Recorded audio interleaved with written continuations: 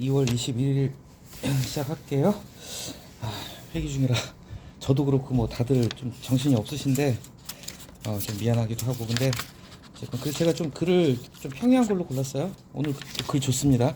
이게 진짜 믿고 같이 와주시면 좋을 거예요. 진짜 이게 어쨌건 제가 팀장으로 있는 동안은 이걸 계속 하려고 하는데요.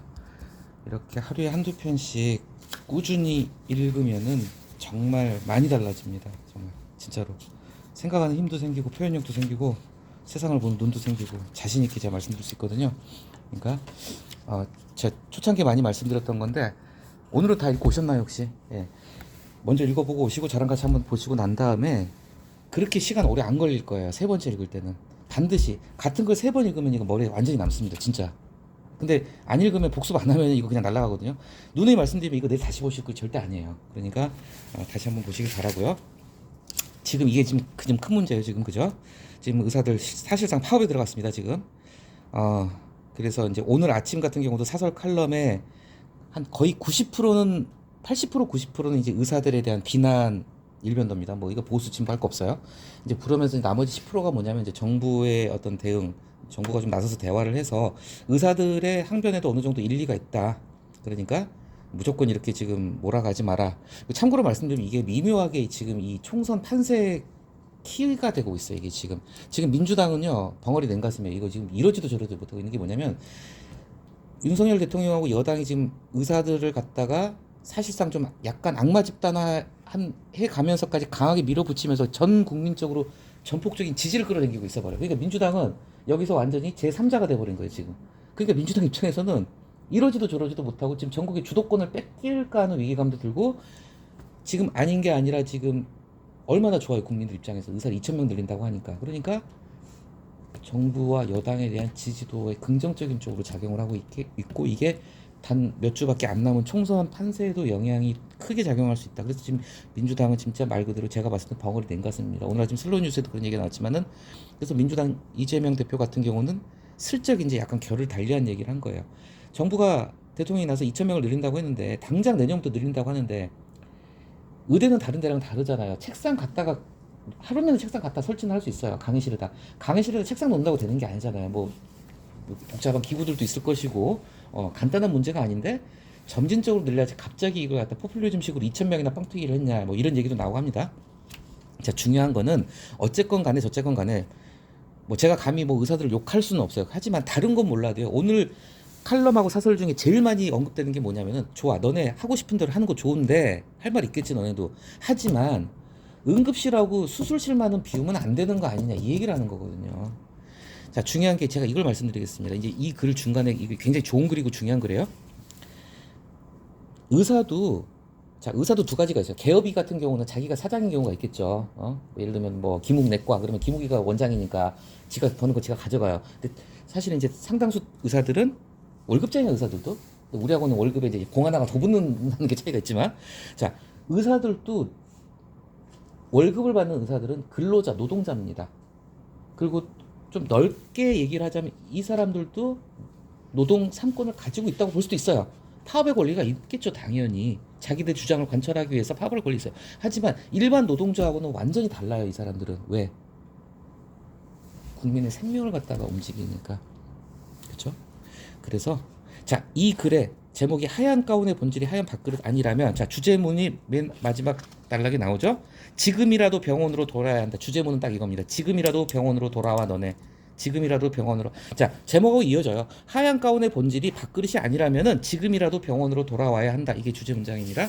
다 읽어보셨을 테니까 빨리 가겠습니다. 첫 번째 맞습니다. 미국 대통령 취임 선서 전 세계가 지켜봅니다. 미국은 참고로 기독교 나라는 아니에요. 국교가 기독교는 절대 아닙니다. 미국은 한 70% 정도가 이제 그 천주교랑 합쳐가지고 기독교라고 하는데 그래도 이제 미국이란 나라는 태생부터가 이 정말 종교적인 의미가 크기 때문에 왼손을 성경에 얹고 오른손을 이렇게 들고 선서를 한대요. 하나님이여 도와주소서 이렇게 끝난답니다. 우리나라 대통령도 마찬가지 취임 선서하죠. 자, 그리고 이제 진짜 이 글 같은 경우 좋은 게 뭐냐면은 사실 저는 이 글 보면서 약간 클리셰 느낌을 받았어요. 오늘 아침에 사설 칼럼 요즘 칼럼 보면서 히포크라테스 선서가 나올 법한데 안 보이네 했는데 마침 보이더라고요. 이거 약간 클리셰예요. 몇 년 전에 의사 파업 시도했을 때도 히포크라테스 선서가 모든 사드 칼럼에 다 실렸어요. 아니다 다를까. 근데 이거는 클리셰지만 클리셰를 상당히 세련되게 다뤘다는 거예요. 우리가 드라마나 영화를 볼 때도 뻔한 스토리인데 몇 번이고 우려먹은 출생의 비밀이고 뭐고 불치병이고 그런데도 눈물이 나는 드라마가 있단 말이에요. 그런 게 뭐냐면 같은 클리셰라도 잘 다루면은 굉장히 고급지게 된다는 거죠. 이것도 히포크라테스 선서를 가지고 왔지만 글을 갖다 굉장히 짜임새 있게 잘 썼어요. 앞에 두 단락을 먼저 보겠습니다. 선서 얘기를 꺼냈어요. 미국 대통령도 시작을 했습니다. 두 번째, 선서라는 다른 직업 없다. 그래서 나이팅게일 센서 유명하죠. 그리고 소방관의 시 굉장히 유명하죠. 소방관의 기도. 여기 읽다 보면 눈물 나는 글입니다.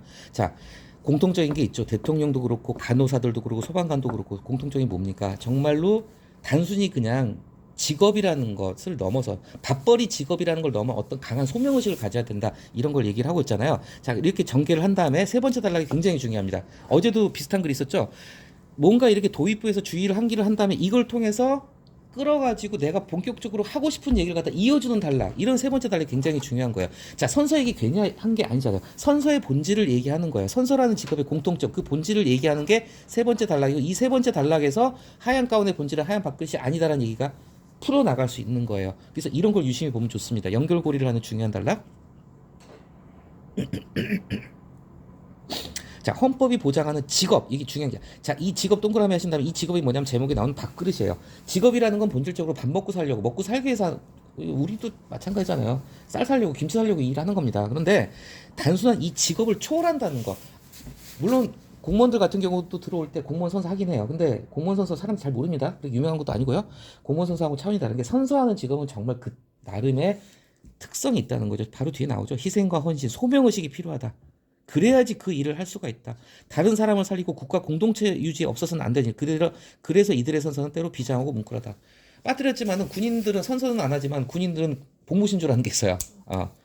아침마다 저 못해 외칩니다. 그것도 정말 군인들 같은 경우 그야말로 생명을 걸고 국가를 지키는 일을 하기 때문에 뭐 여담이고요. 그러면서 이제 드디어 히포크라테스 선서가 나오는 거예요. 뭐 여러분 보죠. 드라마에도 자주 나오고요. 자, 뭐 이런 것도 있나 봐요. 화이트 코트 세레머니, 의사 흰 가운을 갖다 영어로 화이트 코트라고 합니다. 화이트 코트 세레머니하고, 자, 여기서 중요한 게 이 글을 황금 벽돌에 하나 청진기라는 걸 갖다 뒀다는 거예요. 의사들이 메스도 잡고 뭐 흰 가운도 입지만은 청진기가 듣는 거잖아요. 단순히 환자 뱃속에서 꼬르륵 나는 소리를 들으라는 게 아니라 환자의 고통과 절망을 귀 기울여 듣고 공감하라, 이런 의미가 있다. 저는 이 문장이 정말 이 글을 살린 문장이라고 봐요. 단순히 선서 얘기만 하고 흰 가운 얘기만 하는 게 아니라 청진기의 의미를 갖다 이렇게 풀었다는 게 그 자체가, 물론 뭐 이게 독창적인 표현인지 이분의 다른 데서 나왔던 표현인지 모르겠지만 아주 좋은 표현입니다. 자, 그리고 이제 그 다음 단락으로 넘어갑니다. 자, 현실을 얘기하고 있죠. 전공의, 자, 참고로 알아요. 우리가 전공의가 뭘까요? 자, 쉽게 얘기해서 대학병원 인턴하고 레지던트를 전공이라고 합니다. 근데 사실 이 전공의들이요, 대학병원 인턴 레지던트의 근무 강도는 살인적이에요. 솔직히 말해서 교수들한테 인간 취급도 못 받습니다. 진짜로, 정말로. 진짜 의사들 그 군기 엄청납니다. 장난 아니에요. 옛날에 그 뭐 의학 드라마 같은 거 보면은, 옛날 의학 드라마 보면은 얘네 막 엎드려 뻗쳐하고 막 빠따 맞는 장면 나오고 그래요. 의사 군기 엄청 세요. 왜 군기가 세요? 간호사하고 의사가 왜 군기가 세냐면요, 생명을 다루는 직업이기 때문에 그래요. 군기가 안 세면 안 되는 거예요. 군대하고 똑같은 거예요. 군대도 폭력을 다루고 있고 총을 다루고 있기 때문에 군기가 강하거든요. 안 그러면 사고가 나니까. 여담인데, 제 동생의 와이프, 뭐 재수 씨죠. 재수 씨가 이제 간호사를 하다가 지금 이제 학교 보건교사를 하고 있는데, 재수 씨가 이상한 사람이 아니에요, 절대. 근데 간호사 태움 문화가 문제가 되고, 그래서 간호사가 그만두고 자살하고 이런 사건이 있었을 때 그 태움 문화에 대해서 한번 질문을 한 적이 있어요. 전직 간호사가 어떻게 생각하시냐 그랬더니 뜻밖의 대답이 돌아왔어요. 태워야죠. 안 태우면 어떻게 해요? 안 태우면 돌아가지가 않아요. 굴러가지가 않는다는 거예요. 군기가 셀 수밖에 없다는 거예요. 물론 그게 지나치게 인격 비하적으로 가고 지나친 태움이라면 이제 어떤 괴롭힘이 되는 거지만은 군기가 필요하다는 그런 얘기입니다. 이게 왜 났지? 아무튼, 자, 그래서 이 전공의들, 인턴 레지던트들이 다 이제 도망갔어요, 지금. 자, 이거 지금 현실화됐습니다. 당장 지금 수술 날짜 받아놓은 사람들 큰일 났어요. 폐암, 뭐 신장이식, 어떻게요, 지금 난리가 난 거예요, 지금. 자, 이제 비판으로 넘어가야 되겠죠. 자, 이런 현상 당연히 전 국민이 붕괴하고 있어요. 그러면서 다시 선서 얘기를 합니다. 선서를 읽던 의대생과 사직서를 던진 전공의 그 사이의 간극, 그 괴리감을 어떻게 우리가 받아들여야 될까? 자, 실제 이런 얘기를 했나 봐요. 말 잘못했어요, 이 전공의는. 내 중요한 본질은 내 밥그릇을 위한 것이다. 자, 제가 쌍욕 한번 하겠습니다. 이런 새끼 의사하면 안 돼요. 이런 새끼 의사하면 안 돼요. 그냥 코인질 하세요. 너는 밥그릇이 중요한 놈이라면 너는 흰 가운 벗고 코인질이나 해라, 이 새끼야. 들어도 상관없어. 자, 그렇다면 이 히포크라테스 선서는 밥그릇 선서. 자, 히포크라테스 선서도 이 대목에서 이것도 글쓰기 기법입니다. 히포크라테스 선서를 갖다가 따옴표 쳐가지고 쭉 한번 이렇게 읊어주는 거예요. 사람들이 히포크라테스 선서 그런 게 있다는 건 알지만 내용을 잘 모르잖아요. 일부러 이 내용을 한번 넣어주는 겁니다. 봉사, 일생을 바친다, 엄숙히 맹세한다, 양심, 그리고 환자의 건강을 최우선으로 이걸 안 지키고 있는 놈들이라 이거예요. 지금 튀어나간 놈들이. 여기 나오죠. 주변을 둘러봐도 지금 의사들 자리에 더 박수 치는 사람은요 아무도 없습니다 지금. 예. 왜 싸늘한지 너희들은 성찰 좀 해야 된다. 그렇죠? 그래서 마지막에 하는 얘기가 뭐죠? 당장 병원으로 돌아라. 그러니까 지금 각 언론에서 비판을 하고 있는 게 의사들이 물론 의사들도 생각이 다를 수 있어요. 솔직히 우리 상식은 이해가 안 되죠. 이해가 안 되는데 그래도 할 말이 있다면은 예를 들면은 적정한 수준에서 뭔가 태업을 하거나 이렇게 파업을 할 수는 있겠지만은 지금 문제가 뭐냐면은 응급실을 갖다 비우고 얘네들이 다 톡했다는 게 이게 가장 큰 문제라는 거. 이건 욕 먹어서 깝니다. 그런 얘기고 이 글은 아까도 말씀드렸지만 우리가 흔히 다루는 클리셰도 어떻게 세련되게 다룰 수 있는지 그리고 좋은 글이라는 게 그거예요. 제가 그런 말씀드리죠. 우리가 집을 지을 때 벽돌 전체를 갖다 다 황금 벽돌 쓸 수 없어요. 벽에 다 그냥 일반 벽돌인데 황금 벽돌 한두 개만 바뀌어도 그 집은 반짝반짝 빛나 보인다는 거거든요. 그래서 아까 말씀드린 청진기 같은 거 아주 좋은 표현이란 거 알아두시면 좋겠고요. 두 번째 넘어갈게요. 자, 개인 존중하는, 자, 중요한 거 새가족주의. 우리가 흔히 알고 있는 고전적인 유교적인 대한민국의 그 전통적인 삼강오륜 가족주의가 아니라 새로운 가족주의를 이 글에서 얘기하고 있습니다. 첫 번째 단락 도입 들어갑니다. 이거 뉴스 좀 크게 나고 그래가지고 좀 보셨을 거예요. 우리 슬로우 뉴스에서도 한 번인가 다뤘는데 유명한 뭐 작가가 이런 얘기를 했대요. 자, 선진국 맞아요. 근데 가장 우울한 나라다. 그리고 정확히 외국인 어떻게 우리나라 사람보다 더 정확히 짚었어요. 수치심, 평가, 물질주의. 이게 바로 한국인들을 우울하게 만든다는 거죠. 이게 잘 보세요. 수치심하고 평가하고 물질주의 공통점이 뭘까요? 세 가지 공통분모. 남의 눈을 의식한다는 거예요. 그래서 우리나라가 명품에 미친 나라인 이유가 그거예요. 남의 눈을 의식한다는 거. 제가 말씀드렸죠. 진짜요. 마크 저커버그, 페이스북 창업자 마크 저커버그나 애플, 뭐 돌아가셨지만 애플의 스티브 잡스가 가진 재산은요. 그 가진 재산 가지고 우리나라도 살 수 있어요. 강남에 있는 현대백화점, 신세계백화점 통째로 다 사고도 남습니다. 몇백 개도 삽니다. 근데 이 사람들 제가 말씀드렸죠. 아침마다 옷 고르는 거 고민하기 싫으니까 청바지에 그냥 면티 입고 나오는 거예요. 실제 스티브 잡스 옷장을 열어보면 이제 돌아가셨는데 옛날에 열어보면 똑같은 옷이 쫙 걸려있대요. 뭐 이렇게 빨아입고 교체해서 입긴 해야 되니까. 근데 옷 입는 고민 안 하겠다. 한 가지만 옷만 입는다는 거예요. 이분들이 명품 살 돈이 없어가지고 디올 살 돈이 없을까요? 5천만 원짜리 시계를 찰 돈이 없었을까요? 그게 아니잖아요. 얘기가 길었는데 어쨌건 그런 점에서 우리가 좀 반성해야 될 부분이라는 걸 얘기를 하고 있습니다. 두 번째 단락에서 좀 나오죠. 이게 우리나라가 좀 유독 심해요. 어떤 명품에 대한 집착, 뭐 옷에 대한 집착, 이런 뭐 좋은 차에 대한 집착, 남들에게 보여지는 거, 이런 거 문제입니다. 뭐 읽어보셨을 테니까요. 자, 여기서 이제 좀 핵심적인 어구가 뭐냐면은 한국은 마지막 문장 이런 흐름과 달리 외국은 안 그런다는 거예요. 근데 한국은 자 물질주의적 가치가 높고 자기 표현적 가치는 낮다고 얘기가 나왔어요. 우리나라 사람들 돈 정말 좋아하죠. 물질주의적 가치는 높아요. 자, 자기 표현적 가치가 낮다. 약간 갸우뚱하셨을 때 이게 무슨 소리일까? 우리나라 사람 자기 표현 잘하는데 굉장히 자기 PR 잘하는 사람들이고 뭐 옷도 잘 입고 참고로 말하면요 우리나라 사람들이요 전 세계에서 옷 제일 잘 입습니다. 유럽이나 일본도 좀 그렇긴 한데 특히 유럽권 가보면요 사람들이 굉장히 검소하게 입어요 옷을. 옷에 돈 많이 안 써요 사실은. 옷은 그냥 몸 가린다고만 생각을 해요. 저도 약간 그런 생각입니다. 그래서 제가 옷을 못 입죠. 일부러 저는 못 입는 겁니다. 오해하지 마세요. 저는 한때 96년도에 제가 대학교 1학년 때 한 달에 옷값으로 100만 원 쓴 사람이죠. 그 당시에 공무원 월급 100만 원 안 됐을 거예요. 그때 저는 그런 것에 너무 집착을 해본 적이 있기 때문에 어느 날 그게 좀 인생 무상을 느껴가지고 현타가 와가지고 이제 큰티로 옷에 신경 안 씁니다. 오해하지 마세요. 자, 여기서 말하는 자기 표현적 가치는 뭐냐면요. 자기 자존감을 가진 상태에서 자신의 개성을 발휘한다는 뜻이에요. 자기 표현이라는 게 비싼 시계 차고 비싼 옷 입고 비싼 신발 신고 비싼 차 몰고 이건 자기 표현이 아니라 남눈 의식해가지고 자기가 중심이 아니라는 거잖아요. 이런 거는 허영이라는 거지. 남 눈에 어떻게 보일까? 남에게 꿀리기 싫어하는 거. 그런 약간 자존감이 없는 그런 건데 여기서 말하는 자기 표현적은 그런 게 아니라 진정한 자기 표현이라는 거죠. 개성, 자신만의 당당함. 내가 예를 들면 5천 원짜리 티셔츠 한 장을 입어도 내가 자신 있게 입는 모습 이런 걸 얘기하는 거예요. 마크 저커버그나 뭐 스티브 잡스 생각하시면 됩니다. 자, 그래서 예외적인 나라라. 자, 두 번째. 자, 이쯤 되면은 이것도 어떤 글에 있어서는 공식이나 다름없습니다. 어떤 그 사회의 현상을 갖다가 비판을 하고 분석을 하는 거잖아요. 우리나라 사회가 지금 이렇다는 모습, 외국인에 비친 우리나라가 이런 모습을 보인다는 거. 그러면요, 필수적으로 이거는 코스예요. 공식이에요.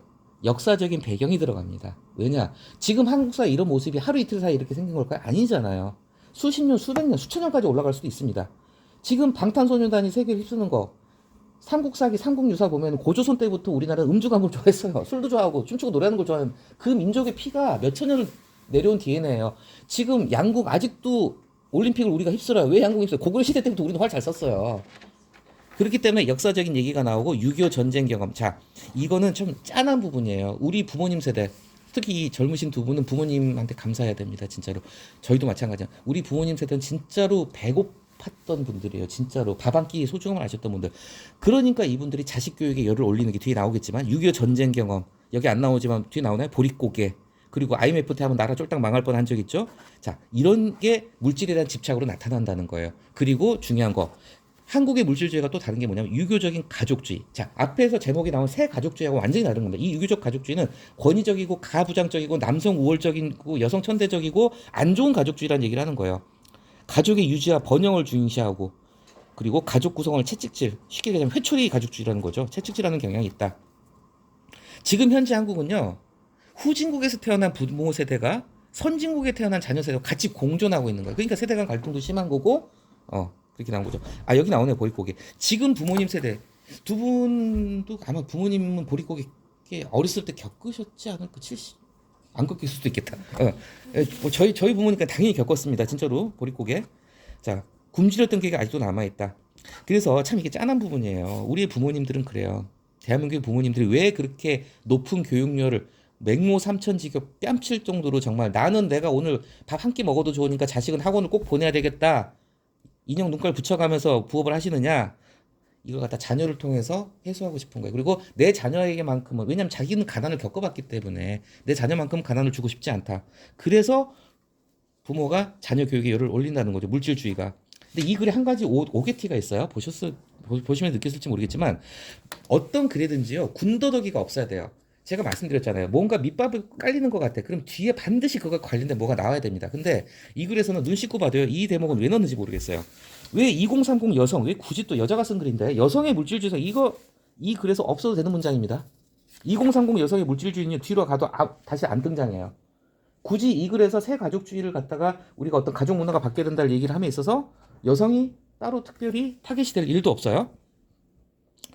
이런 건 사족입니다. 진짜로 제가 봤을 때 굳이 얘기 안 해도 돼요. 사실 이 글은 제가 감히 평가하면 안 되는데, 뭐 훌륭하신 분이 쓴 글인데, 조금 더 다듬었으면 하는 2% 아쉬움이 좀 남는 글이에요. 약간 조금. 네.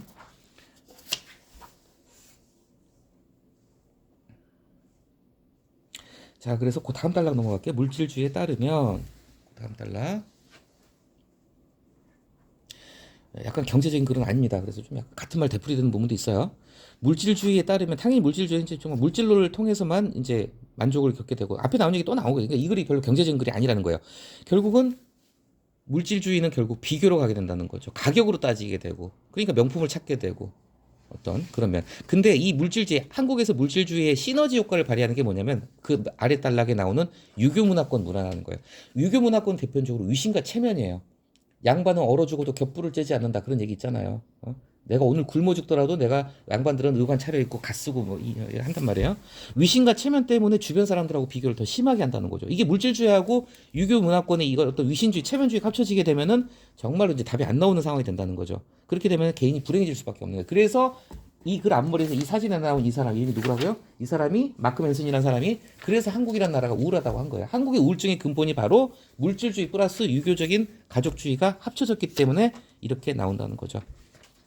그래서 그 다음 단락에서는, 자, 이 저급한 물질주의 문화에서 벗어나려면은, 자, 자유스러운 개인의 기반을 둔 개인주의. 자, 뭐 잘 아시겠지만 개인주의는 이기주의하고는 완전히 다릅니다. 개인주의는, 자, 개인주의, 제대로 된 개인주의가 정립이 된다. 집단 안에서 그 집단 다른 사람들의 눈을 의식하지 말라는 뜻으로 생각을 하시면 될 것 같아요. 그래야지 자기 스스로 고요하게 평온을 찾고 행복을 찾을 수 있다는 거겠죠. 그러면서 개인주의가 성숙하게 되면 타인에 대한 존경과 배려도 생긴다. 그래서 그 나머지 두 단락에 이제 우리한테 좀 생소한 페미니즘이라는 공동체 자유주의, 가족주의를 얘기를 했는데, 뭐 한번 읽어보시고, 그렇게 막 이렇게 좀 갑자기 글이 툭 끊기는 느낌이랄까 매끄럽게 넘어가지는 않는 느낌이 받으셨을 거예요. 좀 더 이렇게 좀 다듬을 수 있었던 글이지 않나 하는 생각이 듭니다. 뜬금없이 여기서 이제 페미니즘을 꺼내긴 했는데 물론 이제 기존의 구체적인 어떤 유교 문화권의 가족주의를 벗어나서 우리가 새로운 가족주의 문화를 만들어야 된다 이런 뜻에서 만든 것 같습니다. 내용은 평이하니까 한번 읽어보시면 될 거고요. 그래서 마지막에 나오죠. 일시에 이행하기는 어렵다. 이거 하루아침에 되는 건 아니겠죠. 하지만 꾸준한 교육으로 이제보다는 물질보다는 삶의 질을 가꾸는 방향으로 달라져야 할 것이다. 제가 어제도 말씀드렸지만 제가 이제 글을 선정할 때 어떤 흐름이나 맥락을 좀 생각을 하거든요. 자, 전혀 다른 주제를 얘기하는 것 같지만 이 국민일보 사설은 또 이 글에서 이어지는 부분이 있어요. 그게 뭐냐? 우리가 이제 여기서 이제 소셜 미디어 얘기는 나오지만은 집중력 위기 시대를 얘기하잖아요. 이 SNS 자체가 가장 중요한 게 SNS 하지 말라. 행복해지려면 SNS를 하지 말라. 왜? SNS는 대표적인 비교질입니다. 비교질. 내 자신을 갖다 과시하고 자랑하고 싶고 남 명품 사진 올라온 거 보고 좋아요 누르면서 두 가지 감정을 느끼죠. 짜증나죠. 부러우면서 어떤 그래서 약간 좀 이어지는 맥락입니다. 자기 내면의 중심을 둬야 된다는 거예요. 그러면은 어디 가서나 당당할 수 있다는 거. 제목을 좀 볼게요. 제목에 너섬 정담이라고 돼. 이 정담은 우리가 말하는 정담할 때 정담입니다. 너섬이 뭔지 아시나요? 여의도예요. 여의도. 국민일보 본사 여의도에 있습니다. 여의도의 여자가 너 여자예요. 너 여자. 너 여자. 그래서 너섬이에요. 도는 섬이고. 그래서 너섬이 여의도를 말하는 겁니다. 국민일보는 좀 특이하게 여의도 본사에 있어요. 보통 신문사들이 광화문이나 태평로 쪽에 많이 있거든요. 조선일보, 중앙일보, 동아일보 다 그쪽에 있어요. 그런데 국민일보는 순복음교회가 거기 있어서 그런지 모르겠지만 여의도 본사가 있습니다. 그래서 너섬 정담이라고 한 거예요. 이거는 굉장히 쉬운 글이니까 뭐 제가 따로 설명을 드릴 건 없을 것 같아요. 그런데 어제 우리가 봤던 것에 좀 이어지는 부분이다. 어제도 우리가 집중력을 다뤘잖아요. 근데 저는 개인적으로 정말 좀 이 글을 좀 실천을 하는 게 필요하다는 생각을 좀 합니다. 왜냐면요. 이걸 보시면서 느꼈겠지만은 겉핥기 남는 게 하나도 없이 그냥 시간을 납니다. 쇼츠 영상 계속 보다 보면은. 근데 진짜 내 자신이 어떤 목표가 있다. 내가 어떤 목표를 뭐 이를테면 뭐랄까요? 뭐 그래 하다못해 뭐 물질주의 세상 얘기가 나왔으니까 말인데 내가 돈을 정말 잘 벌고 싶다. 그랬을 때 저는 이런 얘기만 한 번 들었던 적이 있었던 것 같아요. 내가 진짜 부자가 되고 싶다. 부자가 되는 방법을 배우고 싶다. 그랬을 때 보통 사람들은 이제 서점 가서 한 권짜리를 사요. 한 권으로 끝내는 주식 투자 비법. 한 권으로 끝내는 뭐 부동산 투자. 그거 한 권 가고 절대 안 끝나요. 아니면 사람들이 주식 투자 시작할 때 뭘로 시작하죠? 유튜브로 시작을 해요. 유튜브 가면은 이제 얘들이 이제 그런 걸로 돈을 벌어요. 이제 처음부터 차근차근 주식 투자 초보 첫걸음부터 해가지고 이제 구독 유도하죠. 좋아요 누르라고 그러고 뭐라고 그러고 솔직히 전 주식은 잘 모릅니다. 그런데요. 제대로 된 경제 고수들은요. 뭐 부동산 고수건 주식 고수건 간에 그렇게 얄팍하게 하룻밤에 읽는 책 한 권 가지고 절대 못하고 그걸로 이 지식을 깨닫지 않고 한 가지 방법이 있다면은 제대로 된 매일경제가 한국경제가 경제자를 선택해서 처음엔 뜻도 이해도 안 돼도 우직하게 그거 1년 읽으면 경제학 박사 된다고 해요. 뭘 투자해도 성공한다 그런 얘기 있거든요. 그런 의미에서 본다면은 결국 독서가 구원이라고 나왔잖아요. 이 독서가 구원인 건 뭐냐면은 꼭 우리가 책을 읽어가지고 무슨 수도승처럼 뭔가 뭐 돌을 닦는 게 아니잖아요. 독서라는 게 결국은 독서도 수단이란 말이에요. 우리가 뭐 어떻게 보면 자본주의 사회니까 돈을 벌거나 또 높은 지위로 올라가거나 그런 걸 목표로 할 때 자꾸 이런 유튜브 쇼츠 영상 보고 얄팍한 지식을 찾지 말고 제대로 된 독서를 시간을 들여서 하는 게 더 좋을 것이다. 제목을 좀 바꿔본다면요. 독서가 구원이기도 하겠지만요. 독서가 어떻게 보면 돈을 벌게 해주는 길일 수도 있어요. 요즘 사람들이 그걸 잘 모르는 것 같아요. 그래서 주변에도 보면은 주식을 갖다가 자꾸 유튜브로 배우려고 하는데 유튜브로 배우는 주식은 절대로 오래 못 갑니다. 자, 첫 번째 단락은 항상 말씀드리죠. 글을 쓸 때 자기 개인의 경험에서 시작을 하는 게 좋아요. 작년 한 해 동안 한번 끊어봤다. 이거 지금 엄청난 거. 1년 동안 SNS 끊는다. 저도 못합니다, 절대. 자, 다 뭐 공감하셨을 거예요. 일희일비, 과몰입, 알고리즘. 자, 처음에는 당연히 불안감이 엄습을 합니다. 근데 곧 삶이 고요해졌다. 스스로 고른 책을 더 많이 읽었고 집중력이 늘어났다. 그래서 그 다음 단계에서 이제 인용을 해옵니다. 집중력 재발견이라는 데서 무슨 교수가 이런 얘기를 했다고 그래요. 몇 초 줄었다는 거. 이런 데이터 하나를 넣어주면 더 글의 신빙성이 높아진다고 여러 번 말씀드렸습니다. 글의 숫자가 들어가면은 글이 달라져요. 항상 말씀드리잖아요. 자, 그 다음 얘기 또 얘기 나옵니다. 집중력의 위기는 현대 날파리 아주 좋은 편인 것 같아요. 핸드폰, 문자톡, 유튜브, 인스타, 페이스북 이게 다 날파리들이라는 거. 이걸 갖다 자꾸 우리를 밖으로 끌어내고 결국은 줄거리와 분위기만 마지막 문장이 훑어보게 만든다. 훑어본다는 게 뭐죠? 겉핥기라는 거예요. 깊이 있게 지식을 갖다가 우리가 지식이나 성찰을 가져올 수 없다는 거예요. 어떤 컨텐츠에서. 우리가 컨텐츠를 보는 건 재미를 느끼기 위해서, 감동을 느끼기 위해서, 지식을 느끼기 위해서잖아요. 근데 사실 그것도 그래요. 그러니까 예를 들면 여기 그런 여기서 봤는지 어디서 봤나 모르겠는데 뭘 보더라도 우리가 엔터테인을 위해 가지고 뭔가를 보더라도 이런 게 있어요. 요즘은 그게 유행이래요. 유튜브에 영화 요약해주는 채널이 되게 많아요. 영화 막그 지리는 무비 이런 거 되게 많죠. 제가 가끔 보는데 그런데 보면은 사람들이 그래서 그 영화를 갖다 굳이 안 봐. 넷플릭스에 뻔히 떠 있는 거고 공짜로 볼 수 있거나 한 이 극장 상영작도 축약본을 보고 그냥 마는 거예요. 근데 이 글에 그 어떤 뭐 이 글이 말하고자 하는 바를 갖다 투영을 시킨다면은 영화를 보건 드라마를 보건 정주행 하라 이런 뜻이라고 해석을 하면 되겠습니다. 훑어보지 말라는 거죠. 자, 이 글은 좀 곱씹어 볼 만한 문장 하나하나가 다 그래요. 한 번뿐인 인생이기에 그렇죠. 우리 한 번밖에 못 살아요. 우리는 주어진 시간을 더 의미 있고 가치 있는 것에 집중해야 된다. 하이데거가 말한 것처럼 뭐 이런 말 했대요. 어쨌건 자, 공허한 물거품, 뭐 거룩함 이런 게 없는 삶을 살면 안 된다. 뭐 이런 얘기를 했고요. 뭐 읽어보셨을 테니까 중세 수도사들은 잡생각을 가장 두려워했다. 뭐 했고요. 자, 여기 이 단락에서 재밌는 표현 하나 제가 발견했습니다. 재밌어요. 자, 산만함은 마음에 스며든 독처럼 여겨졌다. 내적 혼란을 일으키는 촉매이고, 자, 산만함을 얘기하고 있는 거예요. 산만함. 진리로부터 멀어지는 지름길. 이런 게 그냥 무심코 지나칠 수도 있겠지만은 기가 막힌 표현입니다. 진리로부터 멀어지는 지름길. 우리 잘 생각을 해보면 지름길이 어떤 길이죠? 빨리 가려는 길이에요. 가깝게 빨리 가려고. 남들보다 빨리 가려는 길이 지름길인데 오히려 지름길로 보이지만 멀어진다는 거예요. 실제 본질로부터 멀어진다는 거. 그래서 이게 정말 우리가 흔히 말하는 뭐 이것은 소리 없는 아우성 같은 그런 약간 모순어법의 대표적인 겁니다. 상당히 이런 게 그냥 지나칠 수도 있겠지만 딱 보면 아 상당히 좀 신경 써서 쓴 표현이라는 걸 느껴질 거예요. 멀어지는 지름길 자체가 굉장히 반어적인 표현이잖아요. 그죠? 근데 이런 표현을 갖다 잘 구사를 하게 되면요. 글을 정말 고수가 됩니다. 이제 이런 걸 쓰게 되면은 자, 그래서 그 다음 달로도 뭐 그냥 같은 말 이어집니다. 그렇죠? 이어지고 자, 중요한 건 이제 어떤 글이든지 간에 이제 마지막에는 이제 솔루션이나 결론이 나오잖아요. 이제 솔루션은 이제 드디어 제시를 합니다. 자, 집중력을 되찾는 방법은 여러 가지 있다. 뭐 성찰도 있고 명상도 있고 다 좋아, 다 좋아, 다 좋아, 다 좋은데 이 글에서는 독서가 제목에 독서가 나왔죠. 느리게 읽기를 갖다가 강조한 겁니다. 양의 독서보다 질의 독서. 그래서 책을 읽게 되면은 여기선 좀 이 문장을 보고 가겠습니다. 끝에서 두 번째 단락의 마지막 문장.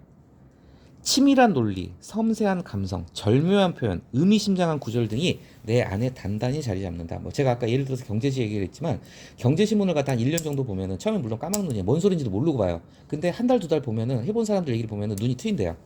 보다 보면 되풀이가 되기 때문에 어려웠던 경제 용어도 저절로 습득이 된다는 거예요. 기사를 보면서. 그래서 한 1년, 2년을 하게 되면은 단단하게 자리 잡는 거예요. 경제 전체를 이렇게 아울러 볼 수 있는 실물 경제, 금융 경제, 부동산 경제 이런 걸 전체를 갖다 꿰뚫어 보는 해안이 생긴다고 그래요. 그러면은 무슨 투자를 해도 실패하지 않는다는 얘기를 하거든요.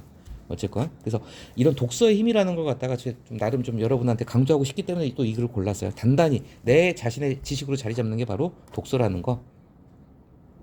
인생에서 길을 잃었을 땐 언제나 책을 봐야 한다. 읽기가 우리를 구원한다. 그래서 어려운 글은 아니었지만 우리가 한번 좀 좋은 글인 것 같아서 골라봤습니다. 오늘 여기까지 하겠습니다.